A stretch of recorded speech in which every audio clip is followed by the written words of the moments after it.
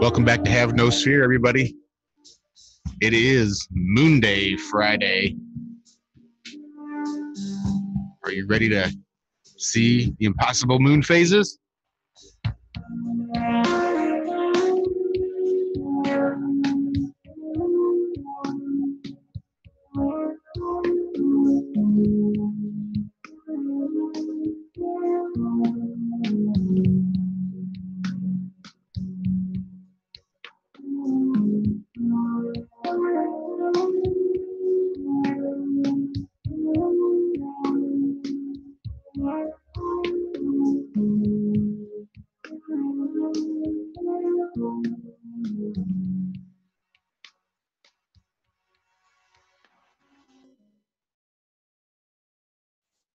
So the marshmallow is the moon, and our light source will be the top of the garage there, that light. So we have a full moon when I am directly in between the marshmallow or the moon and the sun, right? And you are Earth. Yeah, I am Earth. Now, if I move it over this way, part of the marshmallow, we'll say it's a gibbous now because part of it is being shadowed. And it's still, I am somewhat still in between the light source and the moon, the sun and the moon. Now, when we go to make me and the moon even with the sun, it's a half a marshmallow now. So as long as I am in between the moon and the sun, it should be bigger than half a marshmallow or half a moon, always, whenever I'm in between it. Now, when I go and make the marshmallow closer, the line will get even smaller and smaller as I get closer to the sun until it gets to halfway point again. It'll start getting smaller. The crescent will always get smaller when the moon is in between you and the sun. And take note that you are now in the daylight. You're now at daytime. Yeah, now I'm at daytime. Yeah, I'm looking at the sun. So that's your new moon right there, and then it starts crescenting, and you can see it. And that's all you should ever see. So the crescent always happens. Yeah, the crescent always happens during the daytime. It should. During the daytime. And round once it hits 50, you can never see it at midnight. What I need you to do is do a waltz around the light while you are, I need you to do a waltz around the light, if you know what I mean, because the Earth and the Moon spins at nearly the same rate.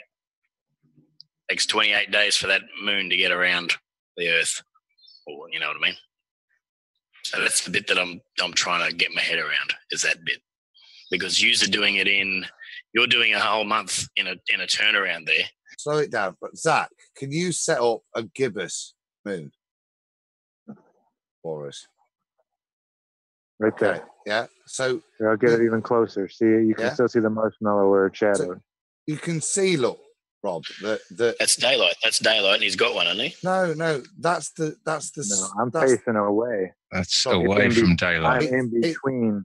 Can you see where his head's facing? His head, i.e., the position of the Earth where he is on the Earth, means it's night time. Yep. So he can see. Right now, keep the moon, the marshmallow, where it is.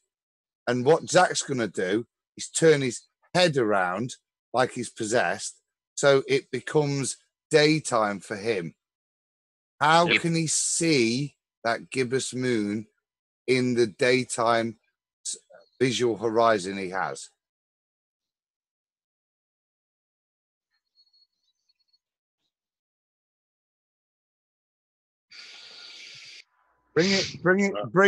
Bring the marshmallow back round to you now, Zach, and look what happens to the marshmallow. It turns into a crescent.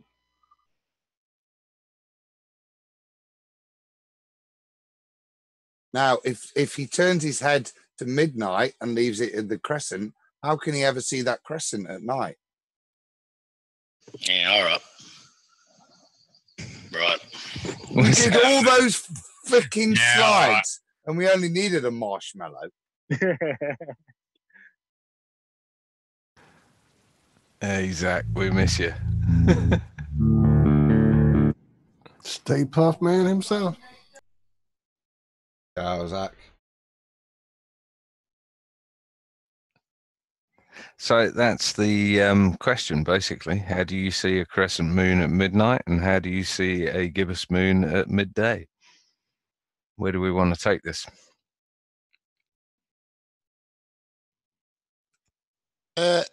Just one question. I was trying to think about it last night, just trying to visualize it. I could visualize it from the equator because you only have access to like a field of view like 180 degrees in regards to the sun and the moon.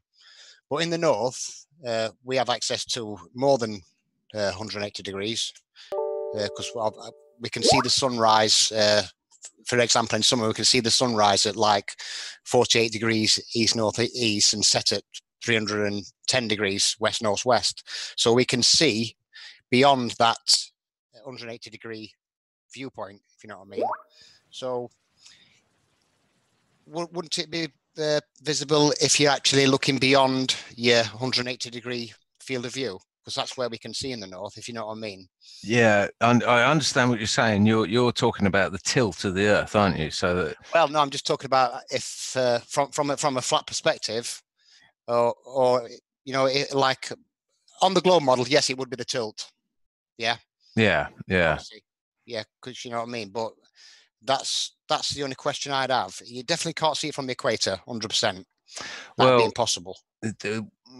What I'd say is, yes, things do get blurry as we get higher up in the latitudes towards the north, I'd say, because obviously I can see and Adam can see at 52 and 54 degrees north respectively, the sun glow all the way around us 360 degrees. So all through the night we can see the sun glow. I always thought it was the nearby town or city or whatever, and then I realized that it actually moves when I started taking time-lapse photos of it.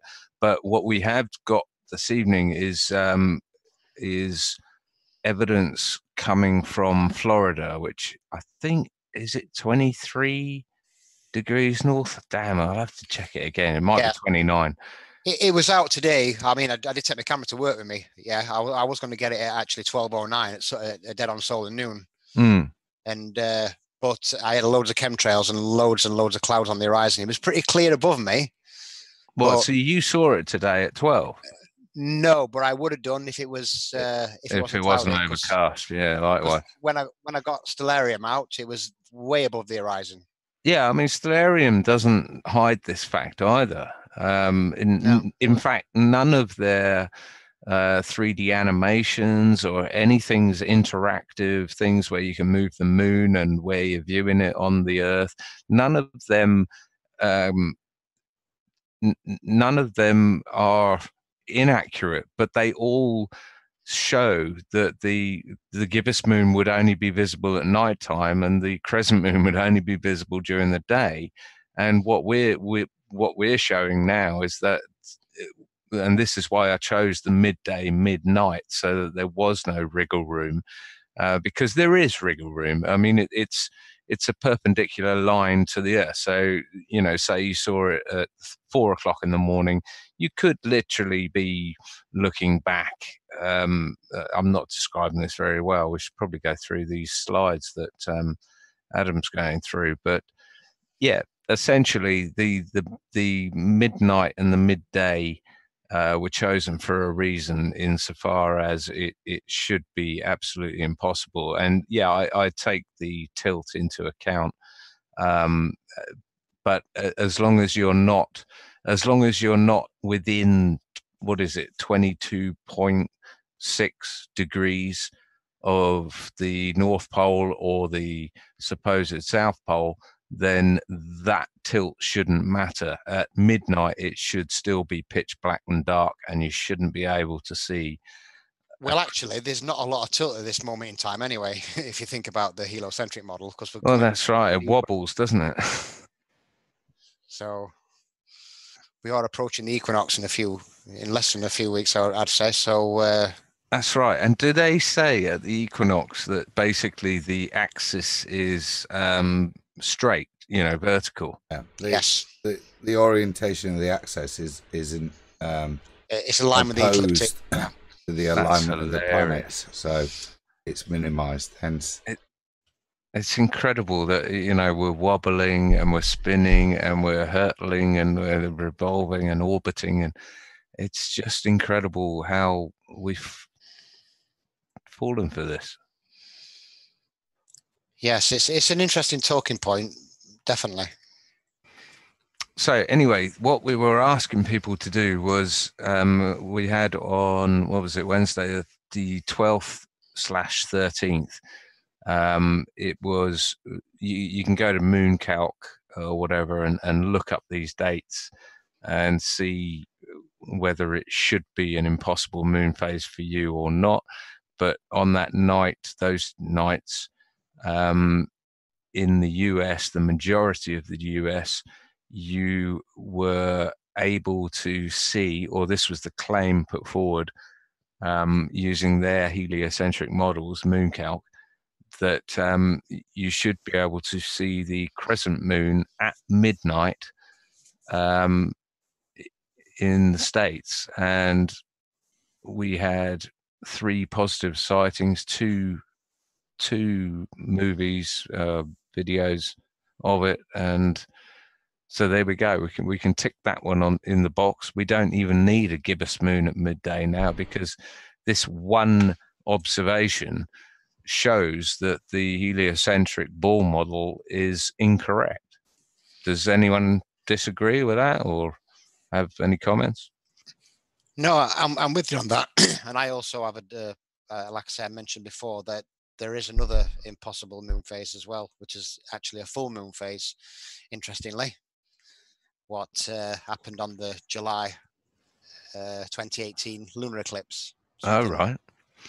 Quite spectacular happened on that as well, which only happens once every 18 years, 11 days, and 8 hours. So that's interesting. What time of night was this? I do believe it was July the 27th. If you put the clock to about 1500, 3 o'clock on that day, what you'll notice is the moon is at 100.0% full. Is that last year, Dave? Yeah, 2018. Okay. before we get on to those bits of detail, guys, John, I've put up the visible horizon picture, and like I said, before we go on to the more detailed stuff, just to kind of qualify from astronomy, and that's where the red lines are taken from. This is a diagram taken of how you calculate angles of stars of the celestial horizon based on the readings you take on your visible horizon. And the visible horizon clearly showing you what, as a person on this ball, is visible in your night sky at any one time. You can see on that picture there, look, the moons clearly would be visible. If, however, it was below that visible horizon, then it wouldn't be observable. And it's these correlations of geometry that we're questioning. And it's this visible horizon that is quite happily accepted. Because, as I said, there is actually a calculation you have to perform to take the visual observation that you have with you on the ground, looking at the sky with whatever equipment you've got, and calculating the angle. And actually, as you can see there mathematically, the angle to the center of the Earth is going to be a different angle to whatever star you measure to, whether it be the or even the moon. Don't you think this is? Well, let me just get to the end on the point is, this is a recognized point, because for calculations for astronomy, you have to then take your observational angle and turn it into the angle generated along the celestial horizon, as opposed to what you observed and measured on the visible horizon.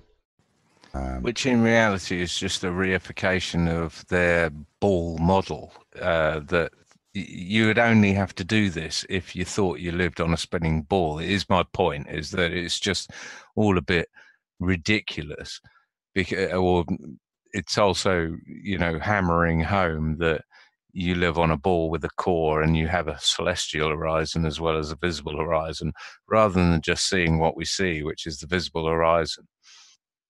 I would state more fundamentally, you're correct, but the initial point of taking any amateur astronomer is to take their quite correct visual observation based on the visual horizon and take that measurement, and the first thing they get you to do is change the number so that the number you're looking at represents something on a ball relevant to that celestial horizon.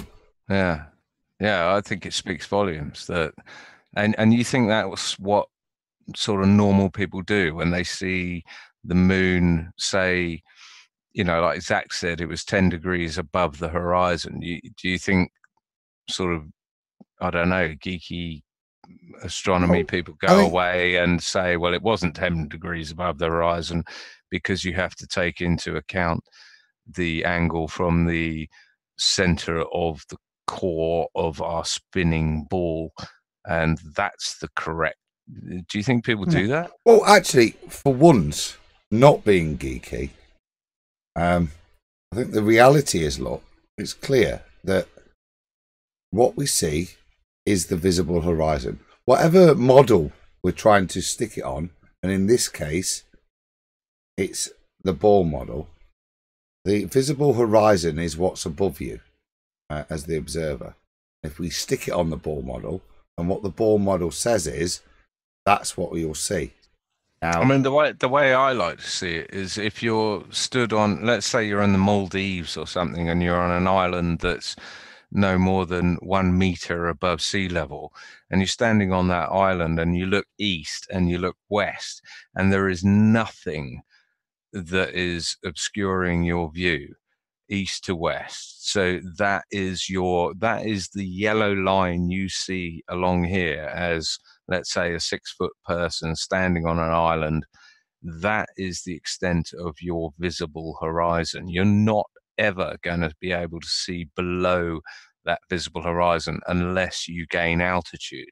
Now, if you stick yourself on the top of Everest, let's also assume that their studies are correct insofar as the surface of the ball Earth is smoother than a billiard ball. If you stick yourself 5 miles up on the top of Everest, your visible horizon has increased, but you're still never going to be able to see below, far below your visible horizon, to the point where you're going to be able to see some of these moon phases that are clearly impossible or going to be shown to be impossible. Does that make sense? Absolutely. Yep. And what is interesting as well is because I've done quite a couple of moon sinks with people in Australia as well, you know, at the same time. Now, some people say that's possible on a ball, but what is quite interesting is if you're above 69 degrees north, like I showed you last night, when the moon's on the Tropic of Capricorn, it never rises. So my question was, if the moon is visible to 2 observers, one in the UK, one in Australia, then why isn't it visible from an observer in, say, Denmark when the moon is low on the Tropic of Capricorn? You know what I mean? The distances are relatively the same on a ball. Say that again slowly, sorry. Right. So I did a moon sink with Australia. So you're both taking moon shots at the same time, yeah? Exactly the same time, yeah. Okay, gotcha. Mine was like 14 degrees off the horizon. I think in Australia it was like 7 degrees off their horizon. Gotcha. Now, globularists will turn around and say that's possible on a ball. So what I did when I was looking at it, and looking at the distance, if you go to somewhere like Norway or Denmark, somewhere anywhere above 69 degrees north latitude, when the moon is low on the Tropic of Capricorn, it never rises. So my question was, because the distances are relatively the same between the moon, yeah, how can you view it in from Australia and the UK at the same time, but you can't view the moon from Denmark when it's low on the Tropic of Capricorn? It just doesn't rise. You know what I mean? That's very interesting. It's the same principle, isn't it? It's that visible horizon and what you would be able to see. But you can't take the best of both worlds. You know what I mean? Yeah. That's what I'm saying. But also, I mean, the fact that you're talking about moon sinking or seeing the moon at the same time in the UK as in Australia. If we look at this slide that's on the screen now, and you can pick out the UK, surely the question could also be, how can the UK see the moon and Australia see the moon at the same time when we can't even see Australia on this section of their hemisphere? It's really difficult to see, to actually get both locations on a ball at once. You know what I mean? You can't really. They're literally out of sight, kind of thing.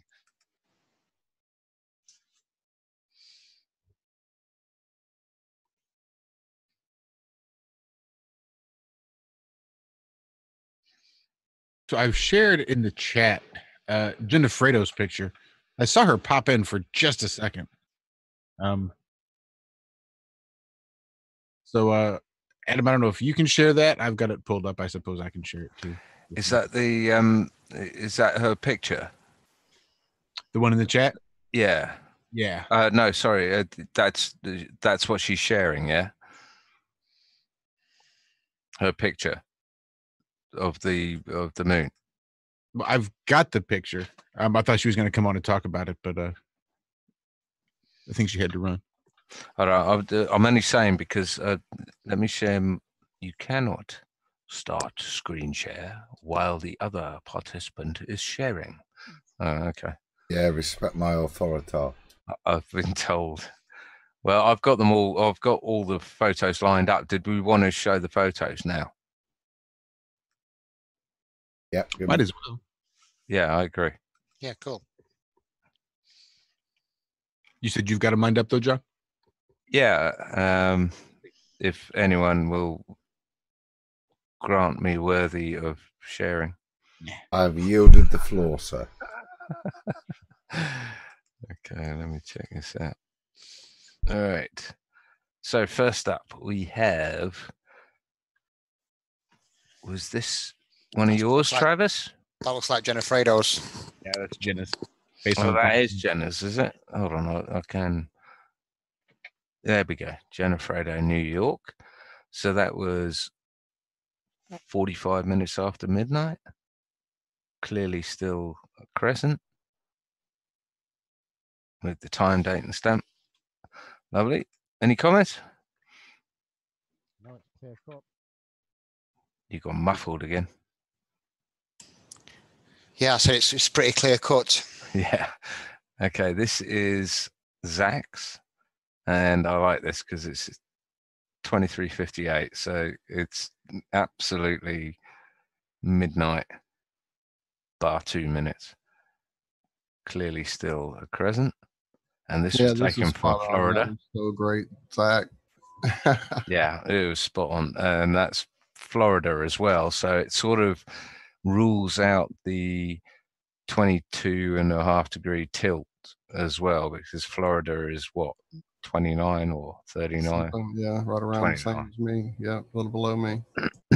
Yeah, so that was absolutely awesome. And he went live whilst doing that. He was streaming that live. So again, what have we got here? Possible moon phases. Make me nervous, John. Sorry. I do have Travis's video pulled up too, unless you've got it there. Oh, this is Zach going live. I don't think you can hear my thing anyway, so we'll just go back to. I'd love to get to that. Mechanical Gyroscope by Stefan. Shoot the Moon by Crow 777 and Jason Lindgren. And this was the absolute winner. This was Travis. 21 minutes after. Beautiful crescent. Absolute impossible moon phase. And that's the video we've got coming up. And oh, here it is. That's a beautiful picture, Travis. Yeah, it's a nice shot. Thank you.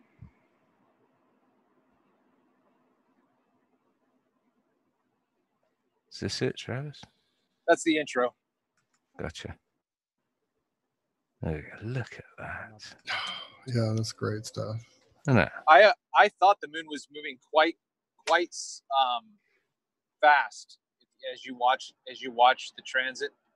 It seemed that it was moving faster than I noticed before, but I wanted to put it up with the other images that I shot and see how quickly it moves through the frame to compare it. It does seem pretty quick. It is interesting the amount of atmospheric interference that is not the lunar wave that you can see going across. Yeah. It's just a watery. Uh-huh. Yeah.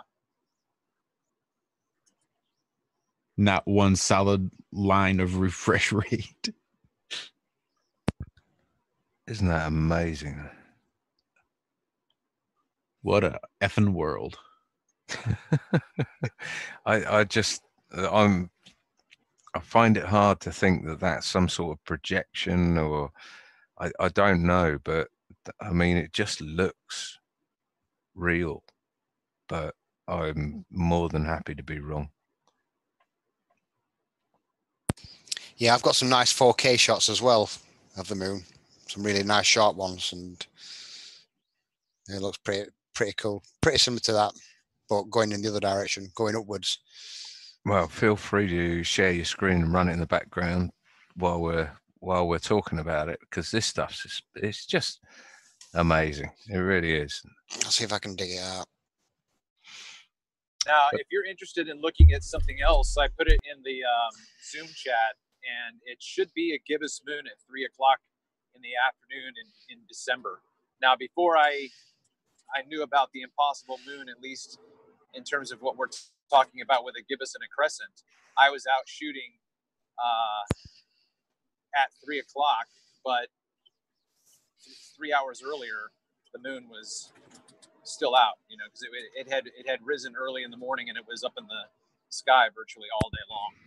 So, that's the thing, though, Travis, is that, to normal, rational, higher thinking people, to see a gibbous moon at 3 o'clock in the afternoon is a slap in the face that says you shouldn't be seeing that. Unfortunately, to most ballers, unless you show them the absolute extremes, i.e. midday and midnight, then you can't get more extreme than midday, midnight. At 3 o'clock, they've still got some sort of wriggle room that they can see around this bendy ball and that sort of thing. That's why I see.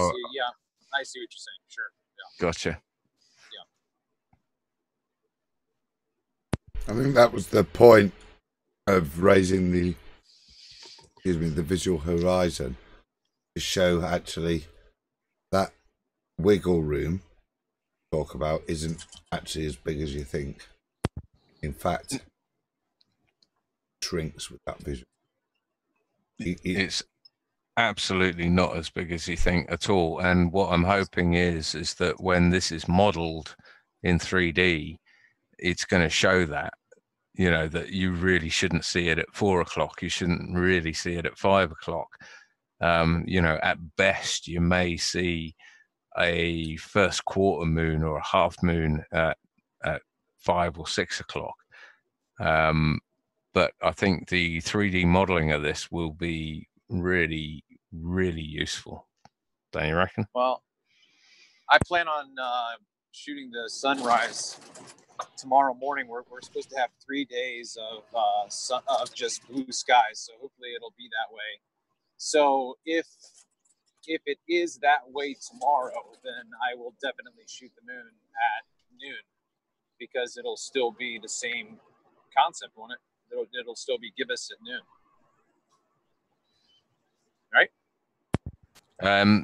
No, you got to check it. It changes every day. Sorry, I've hit. It rises later. I've hit some button. All sorts of shit's going on here, but yeah, it's no. You got to check it every day because it sometimes changes. It's like I got a photo from Guam earlier today from Ravenlocks, and although it looked as though it was an impossible moon phase, unfortunately, well, according to Mooncalc, it had about half an hour before the shot was taken, it had ticked over to a first quarter moon. So there's sort of stringent, strict rules on what it is we're looking for the capture. So it's Right. it has to be a waxing or waning gibbous photographed at midday, or the crescent photographed at midnight. Liz in chat asked earlier about the first quarter moon a couple of days ago at midday, and is that not impossible as well? So just to keep in mind that midday in the US at the moment is not midday in the UK, because they've changed their clocks back already, you see. So yeah, that is a good point. So that's why I was sort of asking over on the 12th and 13th of March to get it from 11 till 1. 11 p.m. till 1 a.m. so that we could discount all this nonsense about British summertime and that sort of thing, springing forward and all the rest of it. Yeah, because our solar noon today was, I believe it was 12:09, so it would have been around about that time anyway for us. Yeah, I think the states have just sprung forward, so anything from 11 till 12 would have been an absolute extreme of an impossible phase. But like I say, I'm only going for the extremes. You still shouldn't see it at 11 o'clock, 10 o'clock, 9:30. There are points. There's so much that you can only, sort of see bendy round a ball. I just like concentrating on the extremes, and now I can tick off one of those impossible moon phases, which is the crescent at midnight. What was this phase you were talking about then, Dave? Do you want to let me share the screen, because I've actually got it up on Mooncalc? Yeah, go for it. Just hit the share button. Just share screen, yeah. So let me just go into.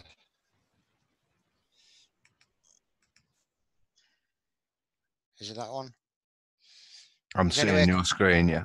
Yeah, is there any way I can move that top bar, because it's blocking the actual window? I might have to just move the Press window. F11. F11. Right. Try that.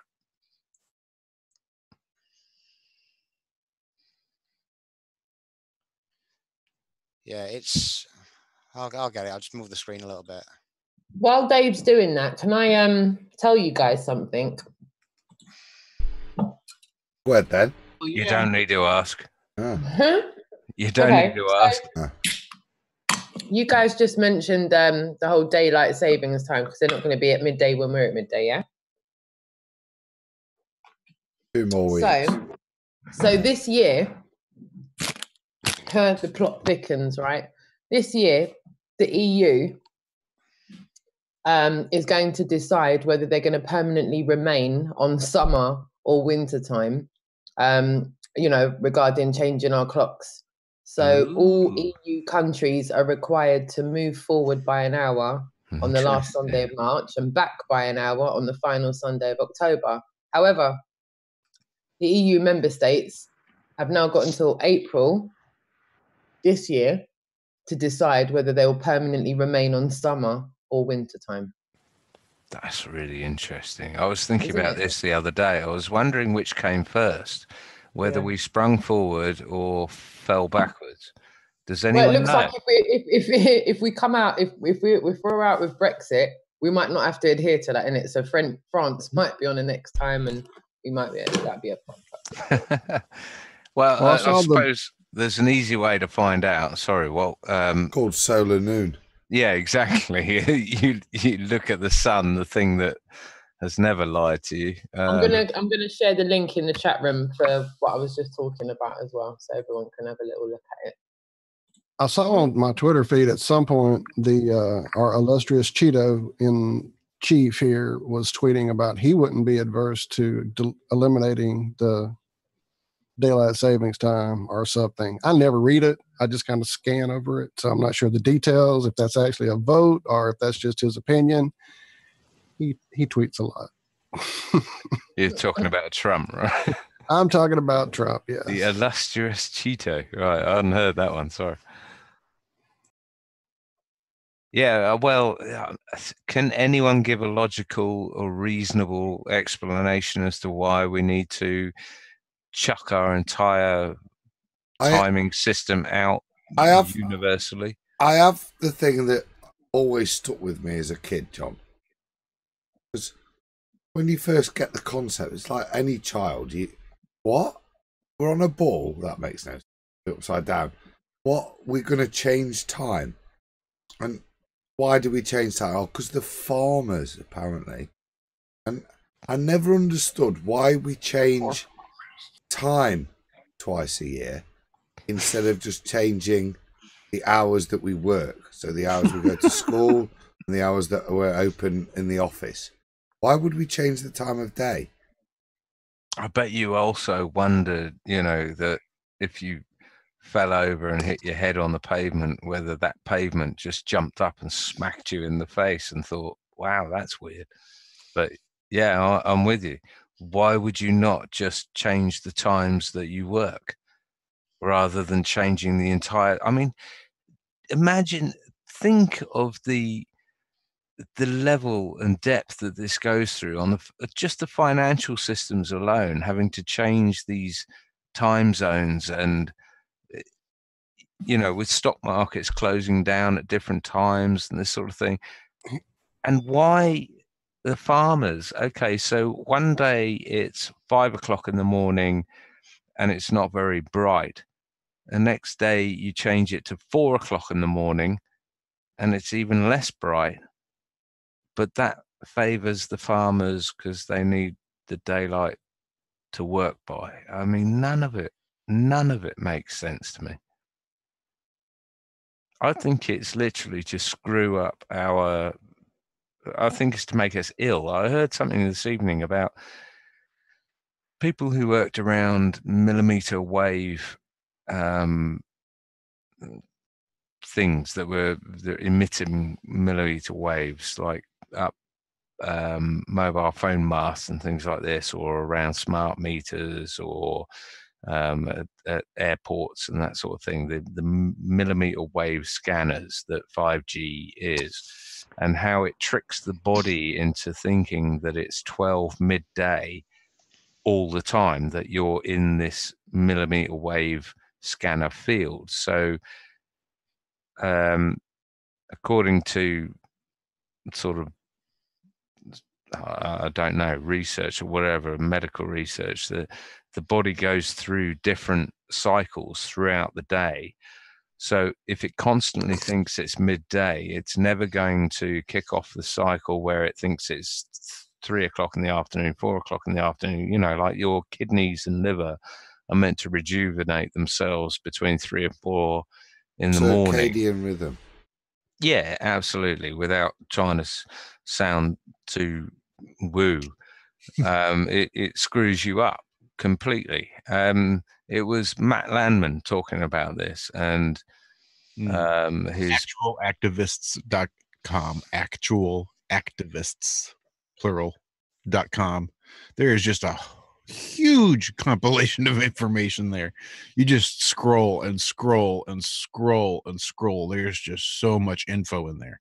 I highly recommend people just go over there and take a look, see what he's got, because there's something to be learned no matter who you are. Yeah, thanks for stopping me wittering there. Yeah, you're absolutely right. What's crazy about this whole time change to me is in 2019, I went to at least 4 businesses the day after the time change and asked them, why are the lights not on? And they still had not somehow had their system adjust for this time change that everybody knows is coming, that everybody has to deal with twice a year. And yet 4 businesses, it just like came out of nowhere and hit them, and they had no clue and had not had a system shift over to the correct time for their lights to come on when it started getting dark here in town. I can answer that though. That's because all these programmable things that you go into the settings and the properties and stick it in, and it says daylight savings tick yes or tick no, and no one knows what the hell daylight. It's on your digital watch. It's daylight savings either on or off. It's like no one knows. Well, if I turn it on, does that mean it does it? Or if I turn it off, does that mean it still does it or doesn't do it? It's that's what I reckon anyway. It's user error. For me, John, that's the point, isn't it? You're going round and you physically have to change and pretend and change your perception of reality. Now, there's all the nonsense that we joked about, but the reality is, why? Why have they got us doing this? What purpose does it serve? What is it hiding? And what, as we alluded to in terms of circadian rhythms and this, physiology has lots of natural rhythms as well. I mean, why is this done like this? Because like I said, logically and reasonably, it would make more sense to just change your opening hours or your operating hours, not change the naming of the time of day. It's a very odd thing to do. Whether it's fitting in with the the introduction of the working day with the modern world is the only non or less Machiavellian prospect I can think with it. Do you know what I mean? That it fits in with the cotton mills and industrial revolution and that purpose. But the reality is, to me, it's hiding something to do with how we interact with the world. Yeah, it's something fundamental, I think, and it's the right question, but I don't. Sorry, carry on. Whoever. Well, I was going to talk about the impossible moon phase. Can you still see my screen? Right, nice. Bring us completely back on track. Well done, Dave. Well done. Love it, guys. I'm going to watch from the chat room. I've got to take Kenny out. I've just ignored him for the last hour and a half, and he's sat there looking at me. He needs to go out. Thanks for being here, Rox. Thanks so much. Love you. It's all good. And Dave, we need you here every week to keep us on track, man. Goodness. Right. So what I've got on screen here is I've got a list of some of the cycles related to the moon. The top one you see, the anomalistic cycle, is related to eccentricity, to the distance of the moon, the apparent distance, or apogee and perigee, what they call it. Then you've got the sidereal, which is, the time it takes the moon to pass through each constellation. Then you've got the tropical cycle, which is very similar to the sidereal. That's obviously for the moon to go from tropic to tropic and back. You've got the draconic cycle, which is 27.2 days, which is from one node to the next node and back. So that's related to eclipses. And you've got the synodic cycle, which is 29.5 days, which is related to the phases, basically new moon to new moon. Now, on the 27th of July, 2018, during the lunar eclipse, something very interesting happened. Every single one of them cycles lined up. Every single one. Yeah, the moon was at apogee, at its furthest point. The tropical cycle, it was its furthest point on the Tropic of Cancer. the draconic cycle lined up for the eclipse, and the synodic cycle was lined up 180 degrees to Is the that sun. what we're looking at right now, Dave? That split second in time? That's that during that night on the 27th of July. Yeah. Yeah, every single one of these cycles had to line up for that eclipse to work, and something interesting happened. Yeah, I'll just get it up now if I can get the right screen up.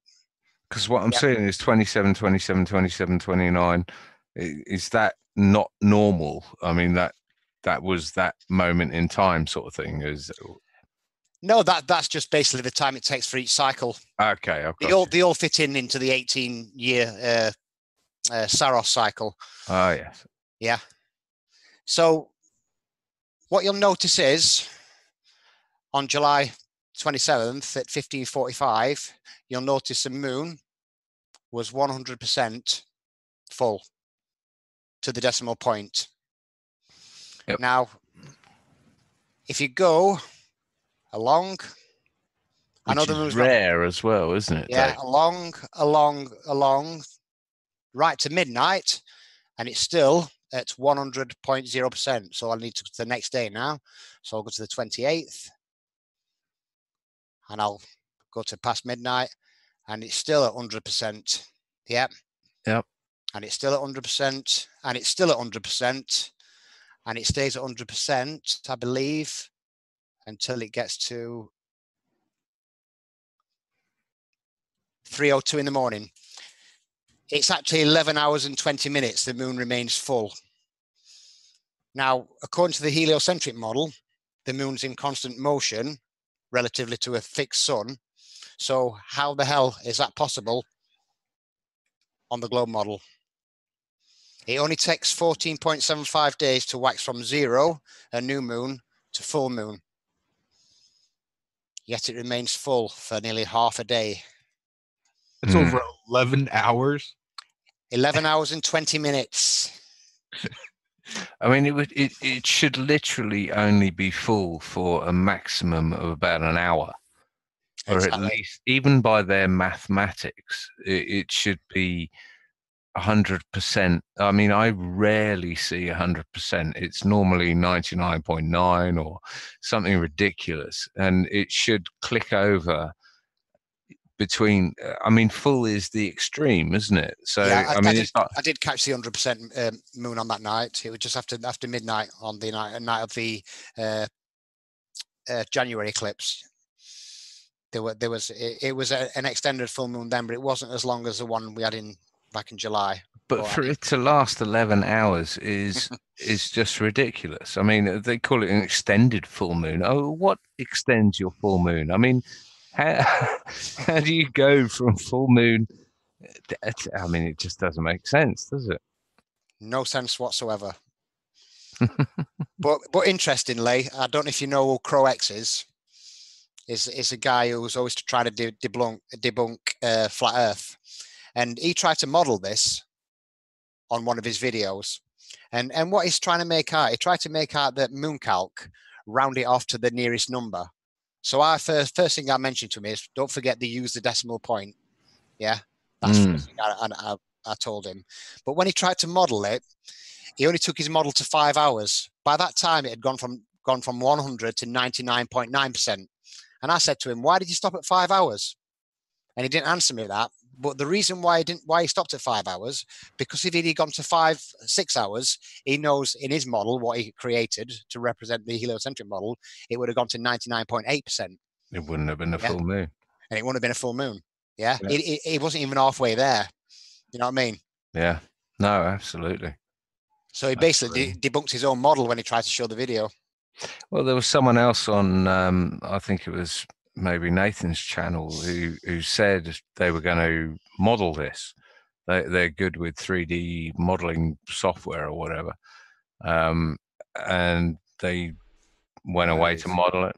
Sorry, it's Anthony Riley's coffee shop. Right, and what happened?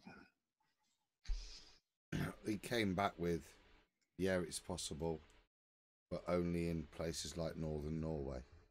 From I think it was Stellarium. was the program he quoted. That's right, and that's trying to take in the tilt of the Earth again. Yeah. But I mean, a stellarium, I don't know about you, Adam, but I've done it where I am, and it shows the crescent moon above the horizon, visible at midnight on the days that we are seeing in Mooncalc that it should be. I think that's what I was going to say when I was listening to Dave there. I don't think Mooncalc or deny visual reality. The question is, they don't appear to match the mathematical model that's supposed to be at play. And what's odd is, in a computer program like Mooncalc, clearly the simple mathematics at play with regard that would be required to write that Mooncalc program aren't at play, because something else is happening. It's doing this, and that doesn't fit with the simple mathematics of the program. Well, this is the fact, is that none of their animations or anything dispute this fact. I mean, if I can share my screen, I don't know how. I'll just stop sharing, yeah. Okay, yep. Okay, and I'll share mine. Yeah, this is, what is it? Khan Academy, renowned for its accuracy and brilliance. Can you see that? Yep. Okay, so if I can stop this guy or whatever on the Earth, and I'll put him at 12 o'clock midnight, and I can move the moon. So basically, around about there is this guy's visual horizon. And as you can see, what's that? A waning gibbous. So you've got gibbous, full, gibbous, gibbous. Now this guy's not going to be able to see this. Even at the first quarter, this is below his visual horizon. So he's not going to be able to see the first quarter, let alone a crescent, which is here.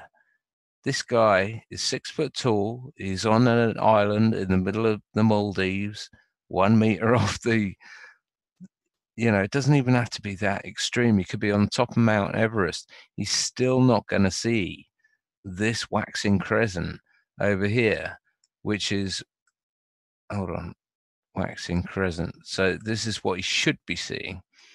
There's a crescent. So we'll stick him at 12 midday, and fine, he can see a crescent. That's no problem. But what we're trying to show, and what Mooncalc does show, is that we can see a waxing gibbous, one of these, at midday, a lot above our visible horizon. Again, this is the waxing gibbous. There's no way he's going to be able to see that, let alone a full moon or even nearly a full moon. Just set that up the other way around, John, with the crescent at midnight.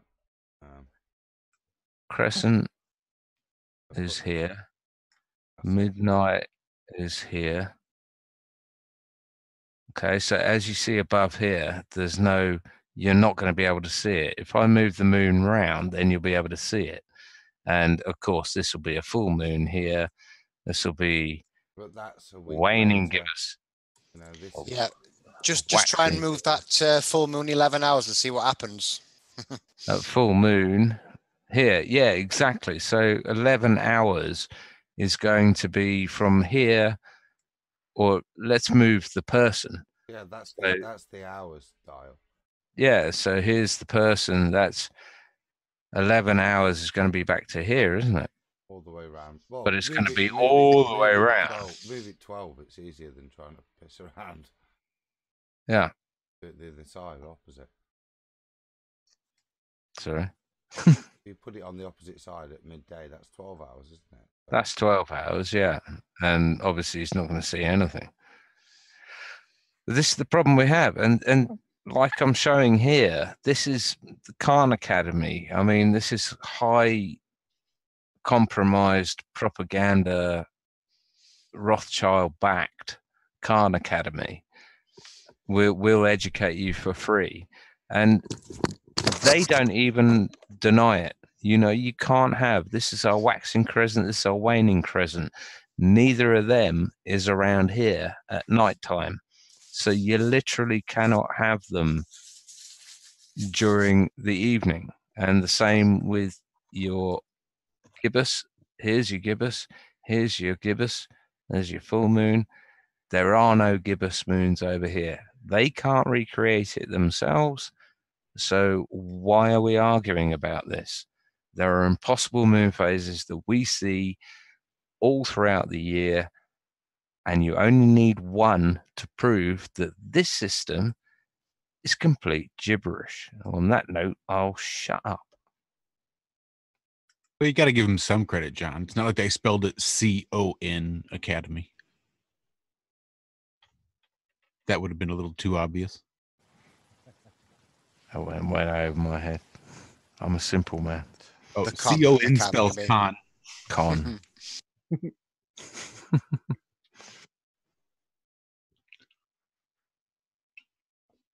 Or C-U-N-T.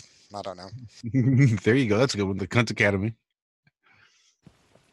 C-A-N-T or K-A-N-T. He was another cant, I think. Anyway, so there you go. That's the impossible moon phases. Keep an eye on your moon calc and see if you can see any of those circumstances. It just has to be midday or midnight, and you just have to be seeing a crescent or a gibbous. We need to figure out how to make this a monthly thing. There was something that I had a bee in my bonnet about, if I've got time to show it. And you know, I've been talking about field rotation. Yeah, I definitely want to get this, Dave. Definitely show this. Because there is a lot of people out there questioning it, saying, why does the moon appear to rotate clockwise or counterclockwise in the southern hemisphere? And you know what I mean, they're coming up with some wild theories, and it's quite a simple concept when you understand exactly why the moon appears to rotate. So if I could share my screen, I could probably give you a quick demonstration. Yes, please.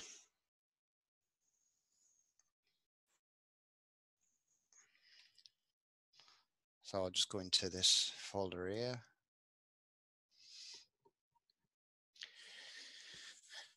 So say the moon rises to your east.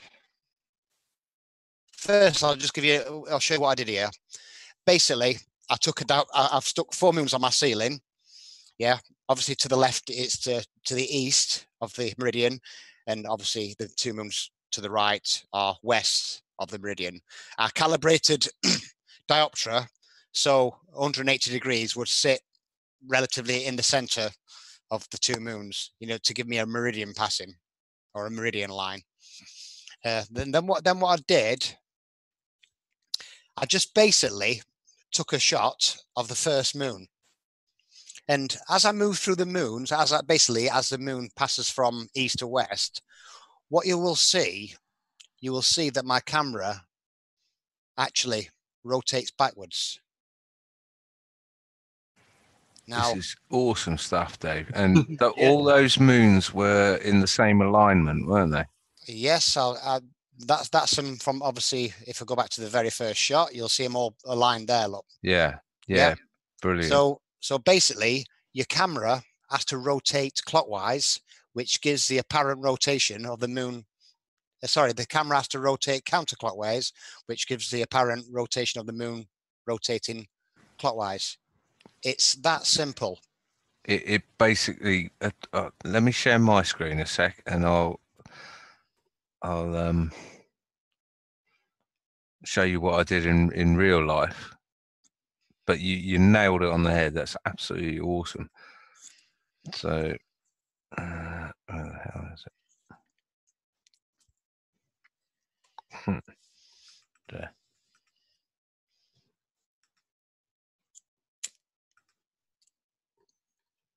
So this was 10 consecutive hourly shots.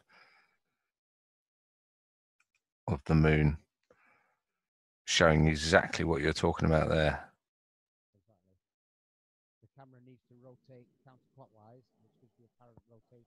The camera rotates counterclockwise as you're moving from east to west, and it gives the apparent rotation that the moon is rotating clockwise. Yeah, spot on. But yeah, brilliant to do it with the thing on the ceiling. Absolutely awesome. If I can just share my screen again, I'll just Go for it. I'll just show you what else I did on that as well.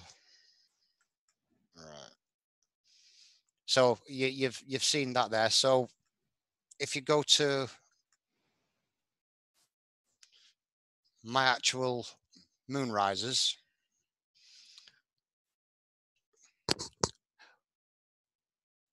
what you'll notice on the second image, I've mentioned this last night to you, there is actually a counterclockwise rotation.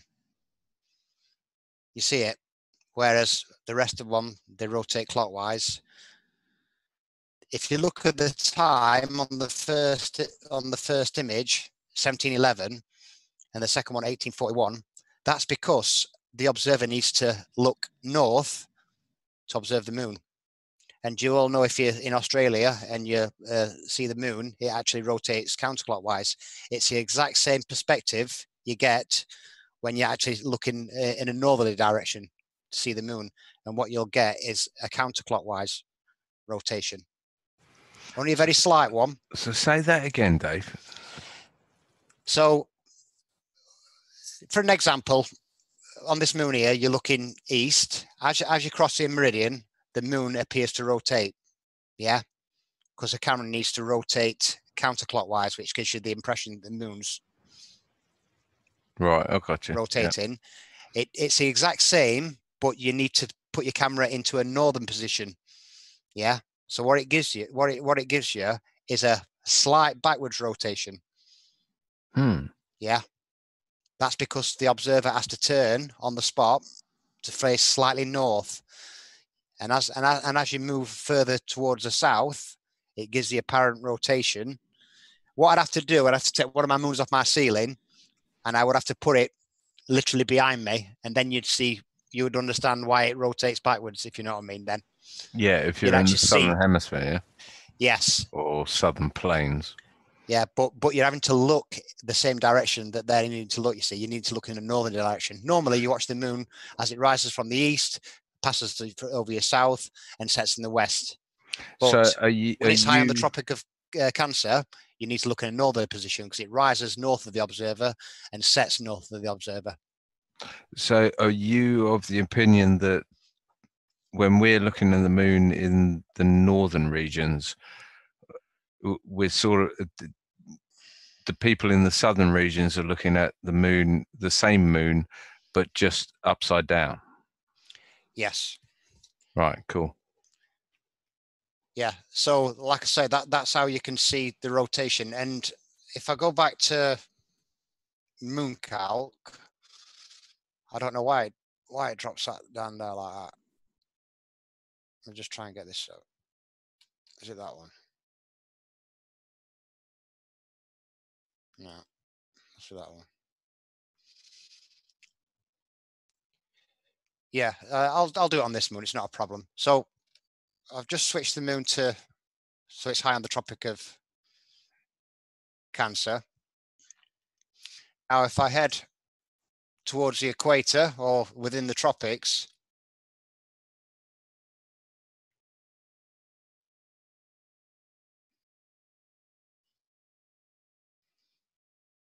a bit further, when that line touches that line, there you go.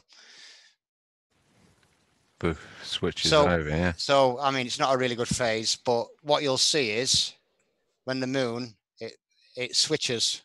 Yeah. 180 degrees. See it? And if you go even further south, it's even more accentuated, isn't it?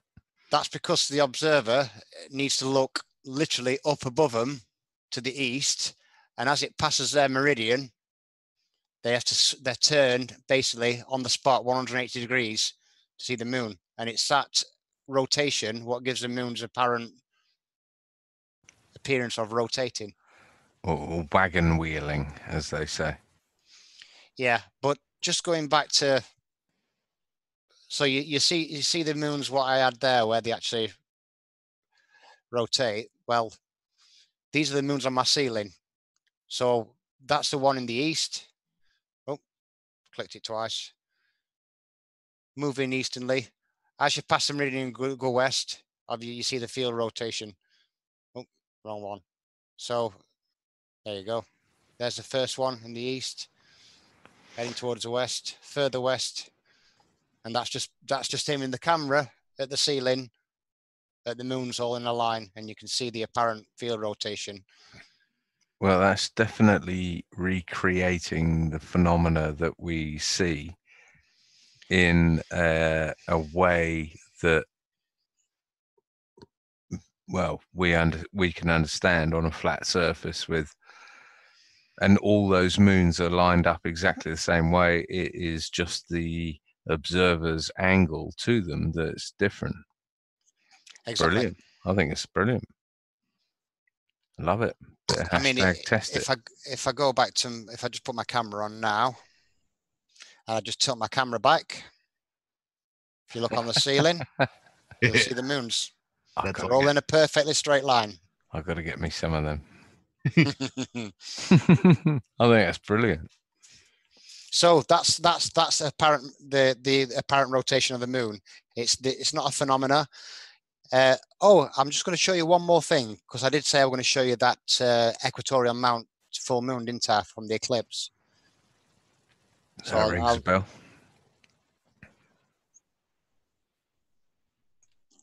Yeah, because I know where it is now. I'm definitely going to have to go back and listen to last night's conversation. So if you were looking at the moon on the equator and you were to track it one direction and then track it the other direction, it would appear to have different rotating field directions, huh? It will literally rotate 180 degrees because it always passes over your head. Yeah, so you're looking at it from the east. Yeah, it gets above your head. You can't look no more, so you have to turn 180 degrees to watch it set behind you. How much common sense is that? It's like the amount of times you've heard, how come I see Orion right way up in the north and the Can you see my screen? Up? Yep, we see it. So when you got the equatorial mount on the moon, you get no field rotation whatsoever. Now this eclipse lasted well over 4 hours, so hence why they were designed, equatorial mounts. Exactly. All right, now look at the line. Look at the terminator line. Back out. And notice the stars pass behind the moon and not in front of them as well. So just back that up for Travis. Is that it? No, you can do it right there. No, you can do it right there. Right. So isn't that the Earth that's getting in the way? Right. No. Isn't that the Earth, right? I don't think so. Yes, apparently. No, I know that we don't think so. I know that. According to their model, yes. Look at that arc. Look how much bigger the Earth would be. It's not. Isn't it supposed to be just the right size? The moon is P-shaped, if that's the Earth.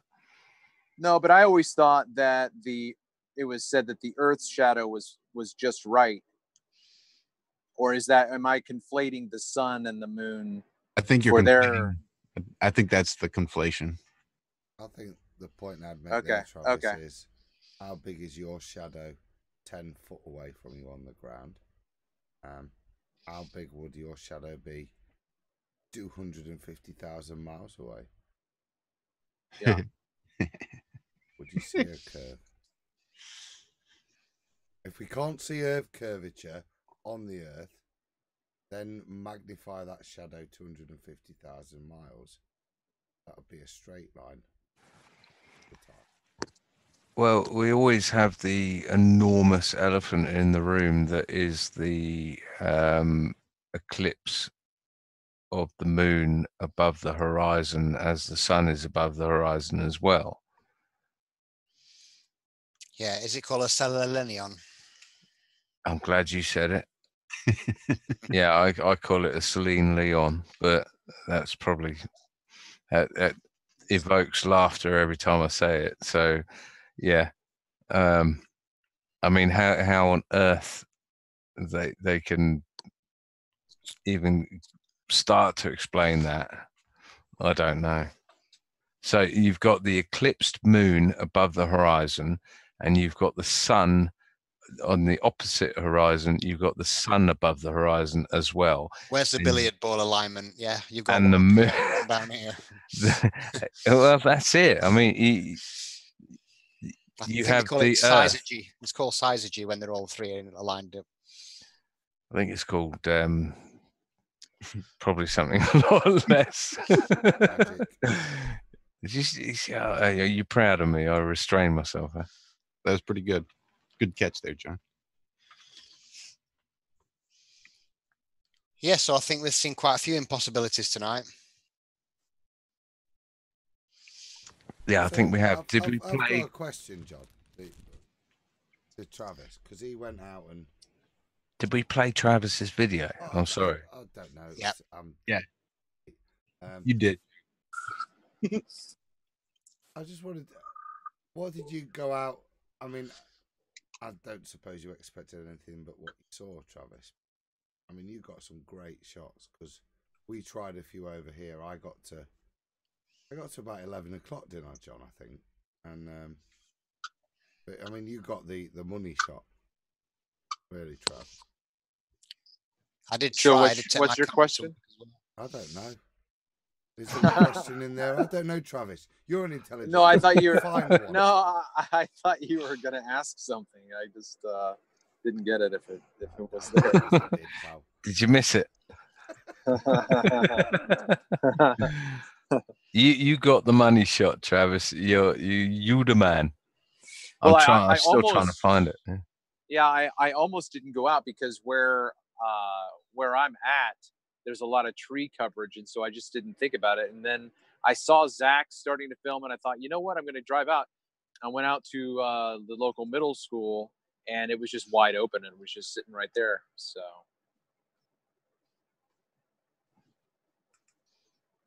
As we knew it would be. What we need next is a gibbous moon at midday. You should have told me that back in December. Why? Because I was out at 3 o'clock, and if I had known that you wanted it at noon, I would have shot it at noon. But you know what? I got my computer here, right here. I'm going to open up my file and see if I can find if I got anything at noon. Even because the video that I published was a 3 o'clock video, but I might, because I tend to try whenever I can to go out at different hours. So I very well could have perchanced a noonday gibbous. So let me hunt that up if I did do it. Well, I'll tell you, we've got on the 10th of May, as far as I know, in the UK, we've got a crescent moon at midnight. There's also a partial lunar eclipse in July as well. Is there? Yeah. What do they prove, though, or disprove? I don't know. It'd be interesting to see how long the moon stayed at full, and it'd be interesting to catch it at full when it starts. My goal was on the July lunar eclipse to catch the moon at full 100%, and then obviously track it till as long as I can, and try and catch it at full. You know what I mean? To try and get a time frame, like to say yes, the observations are matching up with what Mooncal's saying. But as you know, the weather was atrocious on that night for everybody in the UK, I do believe. Yeah, I think you're right. Yeah. No, I mean, these things need to be examined way more closely. I'm fucking around here. Sorry. I don't know if I'm still sharing the screen. But yeah, I'm wondering whether I create a calendar with all the impossible moon phases on it. I've got a question now as we're winding up, right? Dave, last night you were like, I'm not sure what you mean, guys. So, do your dig now, or Yeah, I understand what you're saying now. I just couldn't picture it in my head. I went online and did a little bit of playing around with Mooncalc myself last night, and a little again this morning. Like, so I do understand it. And if you could catch that from the anywhere within the tropics, it would be like nigh on impossible. You know what I mean? I'm not sure about in the UK though, because we do have that ability to see further than 180 degrees. This is why when we put it to Anthony Riley was asking him, because we've been on this for, and we don't have an answer. We haven't got proof either way. You can only get disproof, and that's why he then put it out in the Discord chats and his YouTube coffee shop channel. Saying that he got feedback from ballers that modelled it, and they were saying only in northern Norway would it be possible. And that for me is the thing that's taken into the bits that really, you know, in terms of the pictures we've shown and thinking billiard balls, you don't take into too much account angle of tilt and the moons. Because the moon is visible from them high latitudes for like 24 hours. But the answer they came back with, like I said, was only in the really northern latitude. Yeah, it's above 69 degrees. Yeah. And I remember driving across Europe and seeing a beautiful gibbous moon in the sky. I don't know where I was. Do you know what I mean? But to me, it's not until you start to think about it that you realise how many times you've seen impossible moon phases. I know John's kids. Well, if you use NASA's lunar reconnaissance animation, and you set it up to a 1 day old crescent moon, what you'll see on that model is that moon is still in the path of the sunlight. It never leaves the path of the sunlight. You know what I mean? So I'm sure you've all seen a crescent moon at night time, like a small one. I know that Ali Maj caught a 1% moon the other day in France. 1% moon. You know what I mean? So these shots should be impossible according to the heliocentric model. And even the moon sync I did with Victoria in just outside Sydney. Now, to me, that should be impossible. Like I say, it shouldn't be above both horizons at the same time. And the best thing about it was still visible from her location for another hour. So I'm hoping to go a little step further, maybe New Zealand next time. It's just getting the right people at the right time, the right weather conditions, and there's a 11-hour time difference or whatever it is. This that's on screen right now is, well, this really is the money shot because it's 2 minutes away from midnight. And this is a crescent moon from Florida. So Florida is nowhere near the Arctic Circle, the Antarctic Circle, or anywhere near there. When this is midnight, it is midnight. So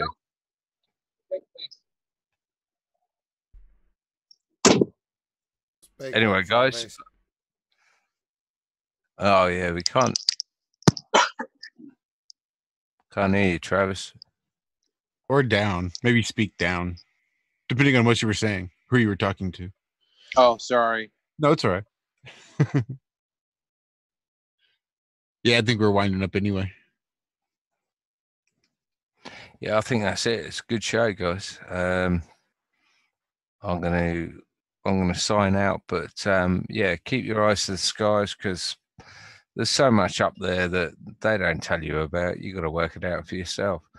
And these impossible moon phases, only one of them is needed to obliterate their entire model, and we've already got that. So Travis. Take it easy. Shout out Travis. Shout out to New York.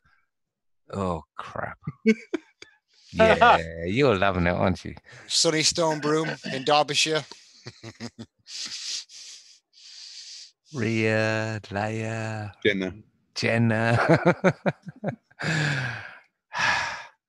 and Zach, of course. Did I say Zach? I don't think so, but that was a shout out to Jenna Fredo, by the way. And Travis. And Shout out to Fredo. Iron Realm Media.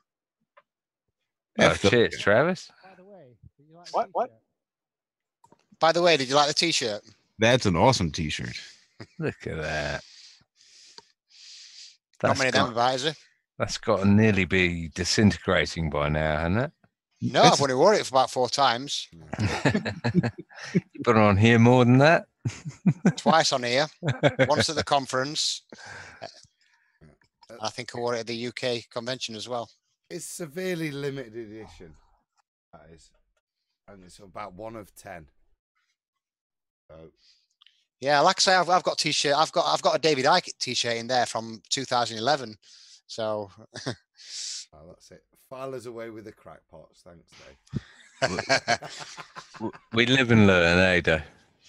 We live and learn. I've got one of his books up there. It's the spine still isn't visible. It's turned around the other way. You know what I mean? Lest anyone read the title and the author. Yeah. Right. Right. Great show, guys. Yeah. Dave, cheers, mate.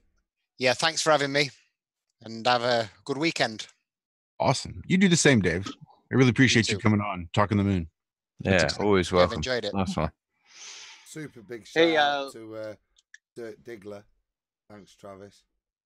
And a shout out to Victoria, my friend from Australia, who's going to be meeting me at the New Zealand Expo. So that should be a good few days there. Just a quick shout out to Zach for hanging with me earlier this week. I'm going to premiere his talk with me tomorrow morning at 9:15 Eastern Standard Time. So that should be like Sweet. 2:15 your time. I've missed Zach tonight. Nice. I have too. Even if he doesn't say anything, it's just weird. He's not there. Yep. He was here for like 2 or 3 days, and even after that, it's like 5 or 6 days that you just had to feel his vacuum that he created. Where are you gone, Zach? Where you gone? But yeah, shout out Refracted to being vegan on Twitter. I'll show you one day. What the hell are you on about, John? Sorry, was that a private joke? That's too complicated to go through. Being vegan is the one that sparked all this impossible moon phase reignition thing. She said, I haven't seen a gibbous moon at midday or a crescent moon at midnight. And I thought to myself, well, shit, neither have I. Or at least I can't document it. So that's what we're doing. So you know what next week is, yeah? New Year beef jerky. It's the New Year's show. I've got an email out to Crow. Hopefully he pop on for just a second. I asked for 30 minutes. I know he doesn't like to get out too much. Although I guess I did hear he and Jason both say that they're sort of out doing stuff again. Damn it. I'll need to send a message to Jason too.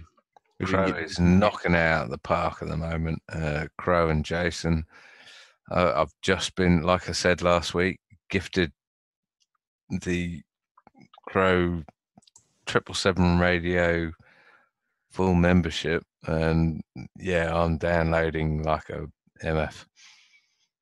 Are you now? Yes, he gave me membership as well. I've talked to Crow and Jason. Oh, it didn't give me membership. No, he gave you membership? Yeah.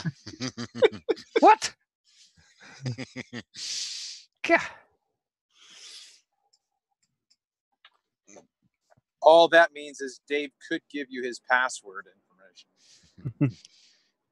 It's probably expired now because it was about 6 months ago. Stick it in the chat, Dave.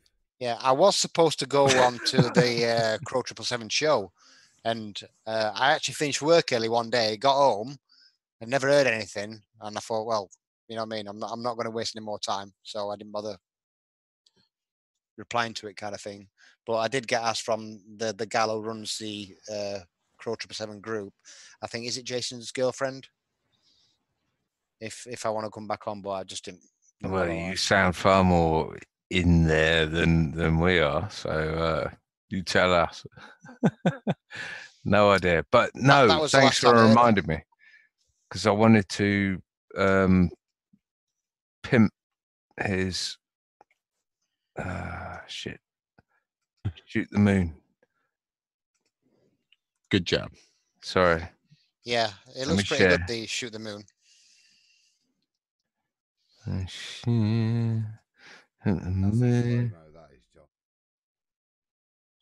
Well, I had so many people talking about, oh, for God's sake, come on. Seeing him for the first time.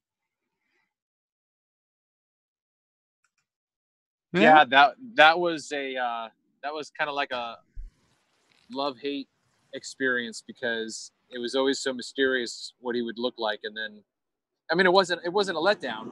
It was just not what I had envisioned. What were you expecting, Travis? Obi-Wan Kenobi? No. I think I was actually expecting someone that looked like an aged Yoda. surfer. No, and someone who could, because he just seems like the West Coast. He's from San Diego, so I think I envisioned kind of like, oh, you know what I did think in the back of my mind, kind of like the Bodhi character of with Patrick Swayze, kind of just like this. I expected him to look a lot more angry, and he's got these downsloping eyebrows that are just like, you can't. It's like your happy granddad. He's not angry at all.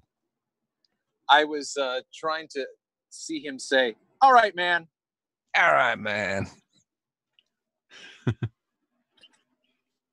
Yeah, it's way overdue. I was listening to episode 148 maybe this evening, and he gave a great shout out to Iron Rail Media. Said he enjoyed hanging out here, and yeah, I think it's about time we got him on, especially to promote this stuff, because this is awesome. Damn, did I miss the bit where we showed his face? It's kind of like you, Savage. Don't know what you look like. Nah, not gonna either. We got some clues midweek, Travis. Yeah. I posted a picture. It was the guy with the gold teeth, wasn't it? The inverted crucifix tattooed on his forehead. Spot on. Yeah, I think this is the one. We do have a first-time guest coming on next week for our New Year's show as well. So for the first-time guest, yeah, someone we've planned and discussed and tentatively booked, and it's gone back and forth for going on about 2 years now. So we're gonna have Patricia Steer on. Hey, Friday. Finally. And I know she was in chat earlier. I don't know if she is now. I've not been watching chat. How you like that, John? But I'm really looking forward to that. I think that was probably one of the first things that piqued my girlfriend at the time's interest in my interest in flat Earth, was the fact that she kept finding me watching this redheaded girl on YouTube, because all my free time is usually in the morning. I spend by myself, and I'll just sit out in the kitchen and sort of try to catch up as much as I can on YouTube videos. And this was back when there wasn't near the content that we have now. so I could actually get through a majority of the things that I wanted to watch. Now there's just no way to keep up with everything. But I would sit there and just to see who it was that Patricia had on, and she'd wake up in the morning and come out, and there I am watching some redheaded girl on YouTube damn near every morning. She's like, "What is going on here? Who is this that you're watching?" I said, "Oh, let's just more of that flat earth stuff." So I'm looking forward to it. I think it's going to be exciting. Hopefully Crow and Jason can pop on for at least 30 minutes, maybe even do a little pre-recorded if necessary. I don't know. I'll put my thinking cap on, see what else we can come up with. What's that? What you got? Does that make us potatoes, or do we have to go over there to become potatoes? You know, or does that make iron? I think that makes her iron. We don't become potatoes. I think unless we go over on other hot potatoes, then we become potatoes. If she comes here, then you know what I think. Potato. Do you know what I think? Patricia Steele. I think it's time for me to bail out of here and leave this to you people. Adios. Almost iron. Almost iron. John, you sleep well. You have yourself a great rest of your weekend. I will, mate. Thank you very much. All right. Yeah, I'll shut Take care, John. Cheers, Dave. Bye-bye. Give Muttley's knees a rub for me. Cheers, Roxanne. Cheers, Robin. I will give Muttley his knee massage and his aquatherapy, his Boswellia, which everyone should look into if they have arthritis. And I'll leave it on that. Oh, take it easy. Bye-bye. See you, John. Love you, cuz.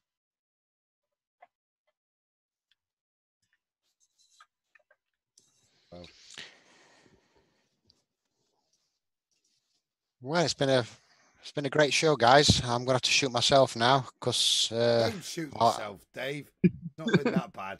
Not been that bad, really. Yeah, you don't know how it's been at work. Thanks, well, thanks for coming on. Yeah, he's sticking it out too. It's late, I'm sure. Going on what, 2? Yes, it's been a good time, and like I say, we've seen some interesting stuff, some impossible moon phases, and like I say, we just keep, you know what I mean, keep observing, keep seeing these inconsistencies, and just keep presenting them. That's all we can do, innit? You want to plug those Facebook pages too, because you got a lot of stuff going on Facebook. You got some really interesting stuff.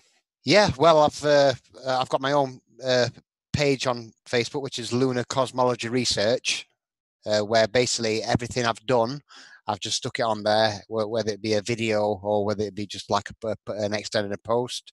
I've got my group on Facebook, Flatline, which it did have 3,500 members. I had 800 took out of the group, so now I've only got 2,300.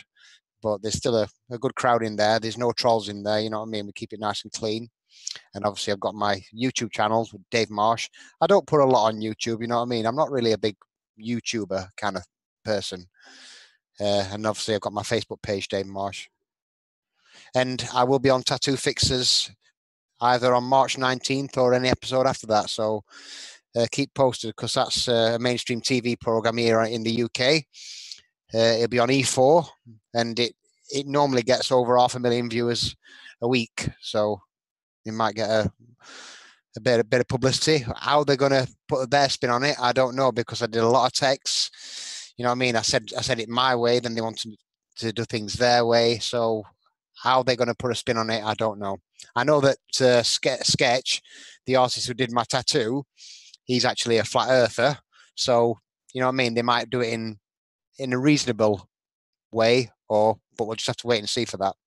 Can we get your tats out soon? And this is a cool season too, isn't it? This isn't just your regular season, because they're not doing cover-ups this season, are they?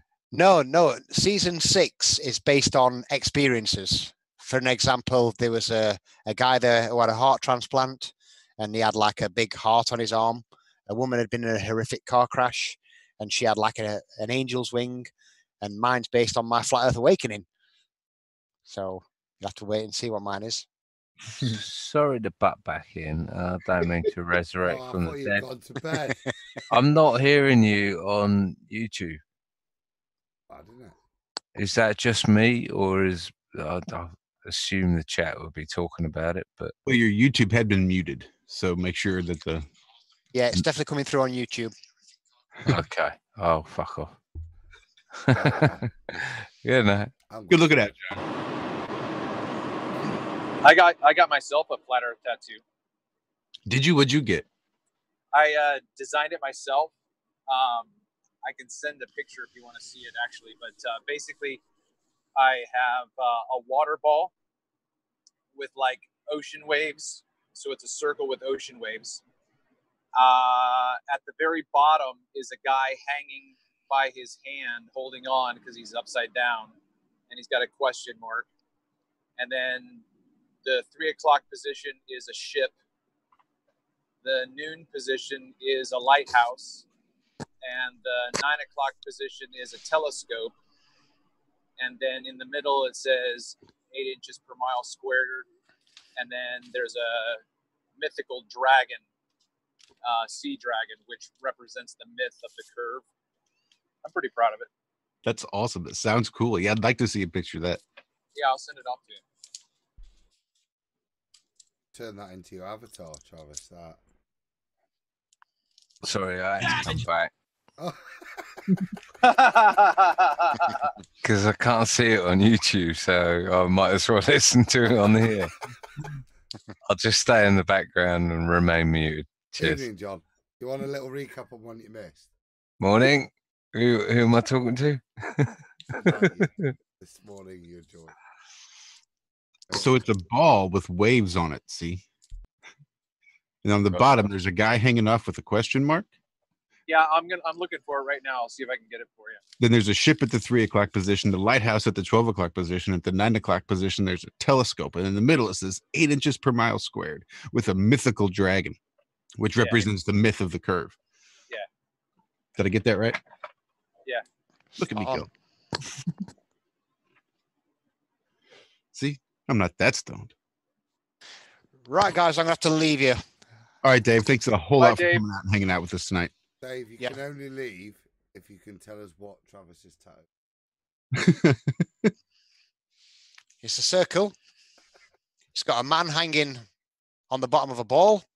At the 3 o'clock position, it's got a boat.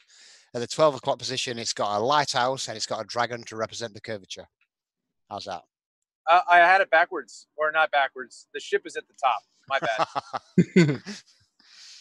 Well, then we all got it wrong perfectly. I was going to say, if Travis got it wrong, then everyone else is. I know, right? Damn, they did it wrong. Stupid artist. Where is the toe on your bike? No, it's on my shoulder. Here, I'm going to put it in the chat. I just found it. Let's see if I can put it in here. And bloody mirrors, always swapping over 3 and 3. I'm going to have to 12 do. o'clock, aren't they? I'm going to put it in the Skype chat. Well, it's not letting me copy it. Don't worry, Dave. You got 3 No. chances to come back. But only one more chance to leave. Hotel Thought I just hang about California. till I see this. All right, next here it Friday? comes, Yeah, totally. Check the Skype chat, Josh. Oh, I heard it. it. Can somebody share it? Or Yeah, I'm pulling it up now. Ideally. Pull it up and then we can go to bed. Sounds like a plan.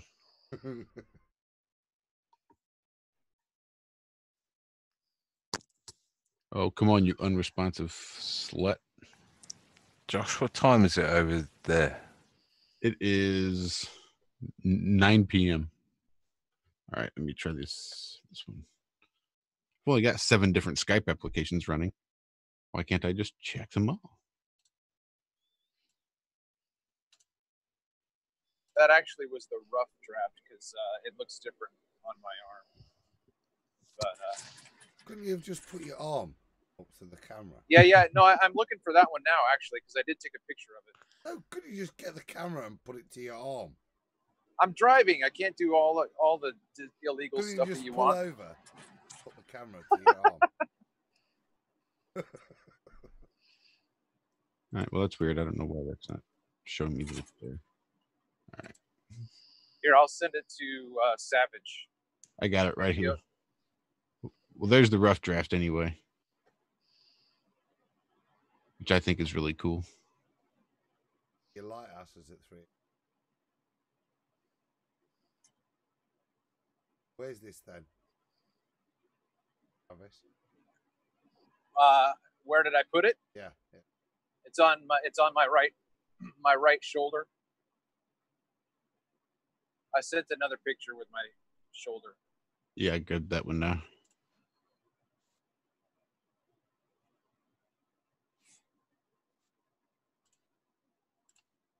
Bam. I did it. There it is. On the shoulder.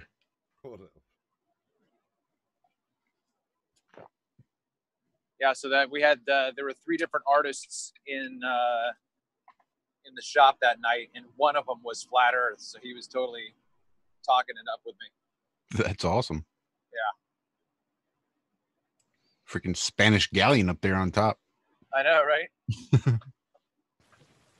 Who was it who created the original AE map, the azimuthal equidistant? It's what's his name? It's the Arab guy. No, not the Brunei guy. The as it is. Oh, Gleason. Alex Gleason. Okay, Gleason. Nice one. Savage. Nice to know you're still here, John. That said, I think it's time we all get the hell out. Yeah, I do too. All right, everybody. Thanks so much for hanging out with us tonight. It was a long one. Jesus. That's 5 hours. 5 hours on a Moonday, Friday Moonday. Jesus, I got to go to bed. All right, I love you guys. Have a great rest of your night. We're going to play this out. Sounds like a plan. Right. I got to shoot, guys. All right, see you, Nick. Everyone. You're welcome back anytime. Travis, thank you so much. Yeah. Good night, guys. Thanks a lot. Night. Night. Travis, thanks again for your contributions as well. Yeah, you bet. Anytime. And I shot Lindgren a text, and he got back to me. He said what time was best. I said 6 o'clock or whenever you guys can do it. So he said that he would send Crow a message tomorrow. What is this for Friday? Yeah, this next Friday, right? Yeah, awesome. I should hit him up on Skype and sent Crow an email since I know that's the best way to get a hold of him. But okay, sweet. I do appreciate I found that when I go through Jason, it tends to work a little bit better. You know what I mean? Good to know. Good to know. Sweet. And sorry for mucking around with you. No, I cracked up laughing. I was just like, what the hell is this? But it was funny. I mean, no big deal. Good. I'm glad. I just figured you were having fun with it, so that's fine with me. I totally was. Good deal. All right. Everybody, we'll see you right back here next Friday for our New Year's Eve show. For all of the January fools that thought that December 31st was New Year's Eve. Negative. New Year's is next week. So we'll see y'all then. Don't forget to check us out on Truth Frequency Radio, TFRlive.com for the Ironworks show. That is every Tuesday and Friday, 4 a.m. to 6 a.m. That's the Central Time Zone, 2 to 4 a.m. over there on the Pacific side, which makes it crikey. How about this? 11 to a.m. to 1 p.m. Greenwich Mean Time, I think, is the way it's working right now with the time changes and everything. And here in a couple of weeks, that'll switch back to the way it should be. I think that's right. I'd be really surprised if it is, but look at me go. Anyway, guys, love you. I'm out of here. My name's Josh Corey. This has been Have No Sphere with Iron Realm Media. Bye-bye. Of importance to millions of people who are continually pale and washed out, weak and run down. Doctors will tell you that these conditions are often caused by a deficiency of iron.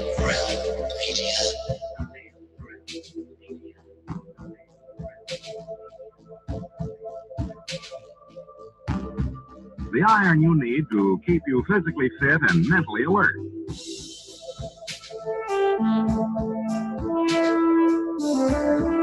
Medical studies show that 2 out of 3 women and many, many men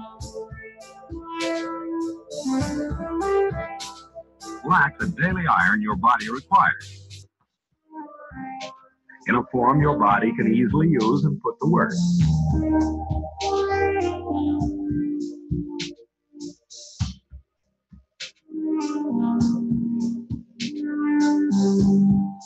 Every dose gives you more than your daily minimum iron requirement. We are away. We are not alone. We are striving. So if you're not getting the iron your body needs, we are away.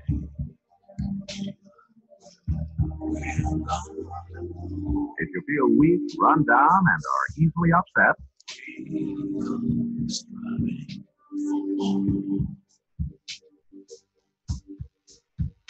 start taking iron today.